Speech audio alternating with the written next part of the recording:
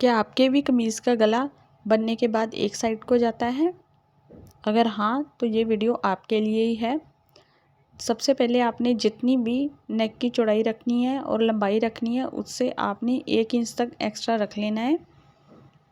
इस तरीके से ये मैंने फैब्रिक को बुकरम को डबल फोल्ड किया हुआ है और यहाँ पर मैं 3.25 इंच इसकी चौड़ाई ले रही हूँ और 1.25 इंच जो है मेरा वो साइड में चला जाएगा, जो हमें एक्स्ट्रा बुकरम चाहिए होता है। और यहाँ से नीचे को आपको अपने गले की जितनी लंबाई रखनी है उसमें आपने 1/2 इंच एक्स्ट्रा ले लेना है।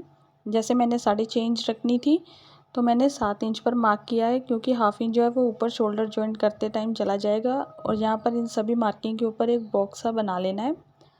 और अब आपके नेक की जो भी शेप आएगी वो इस बॉक्स के अकॉर्डिंग ही आएगी। अब यहाँ पर एक्स्ट्रा मार्किंग भी कर ली है। अब इसी मार्किंग के अकॉर्डिंग ही अपने नेक की कटिंग कर देनी है,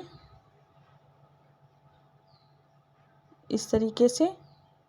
और अब एक एक्स्ट्रा फैब्रिक को ले लेना है, उसके ऊपर हमने सबसे पहले इस पार्ट को प्रेस से चिपका लेना है।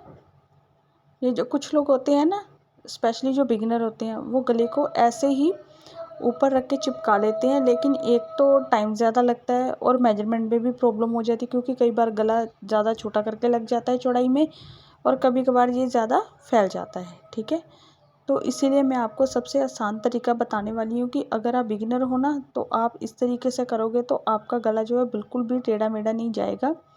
तो ये जो सेंटर वाली लाइन थी ना, ये जो क्रीज लाइन दिख रही थी, उसके ऊपर मैंने पेंसिल से ड्रॉ कर लिया है, ताकि ये जो क्रीज लाइन है ना मुझे साफ दिख सके कि मेरी जो सेंटर लाइन है वो कहाँ पर है गले की।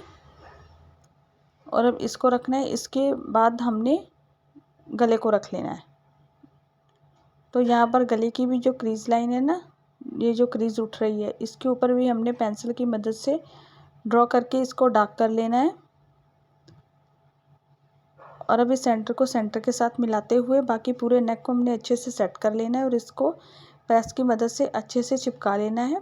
तो ये मैंने इसको आयरन की मदद से अच्छे से चिपका लिया है और सारे एक्स्ट्रा फैब्रिक को मैंने कट कर दिया है। करीब मैंने आधा से 1.25 इंच ही एक्स्ट्रा फैब्रिक अभी रखा है। और यहाँ पर सारे कपड़े को अंदर की तरफ फोल्ड करते हुए यहाँ पर सिलाई लगाते जाना है, बिल्कुल किनारे के पास पास लगानी है। और बाकी के सारे अंदर वाले फैब्रिक को एक्स्ट्रा को हमने कट कर लेना है। तो यह कटिंग होने के बाद कुछ इस तरीके से दिखाई देगा। और अब मैंने अपनी कमीज़ का बैक पार्ट ले लिया है। ये मैं बैक पार्ट के लिए नेक जो है वो तैयार कर रही हूँ। तो यहाँ पर ये जो क्रीज लाइन है ना, इसका आपने ध्यान रखना है। ऊपर मैंने कट भी लगाया हुआ है सेंटर का। और अब ये जो गले का वी का शेप है ना, और जो कमीज़ का, इन दोनों को एक दूसरे के सामने आना है, ऑपोजिट साइड में।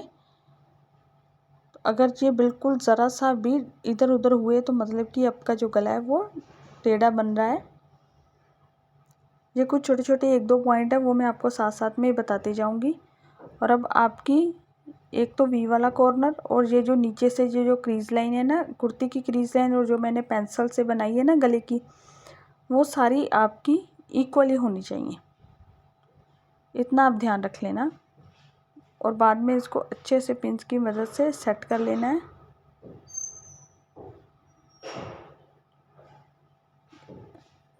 और अब गले के बिल्कुल किनारे किनारे पर हमने सिलाई लगा लेनी है।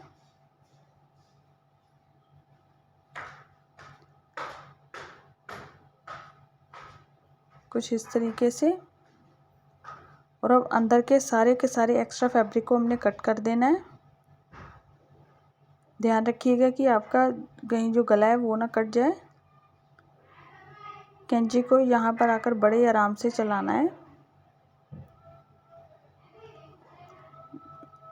और अब नेक की रोंग वाली साइड पर इस तरीके से कट लगा देनी है। जहाँ जहाँ पर गोलाई है वहाँ पर हमने कट लगानी है।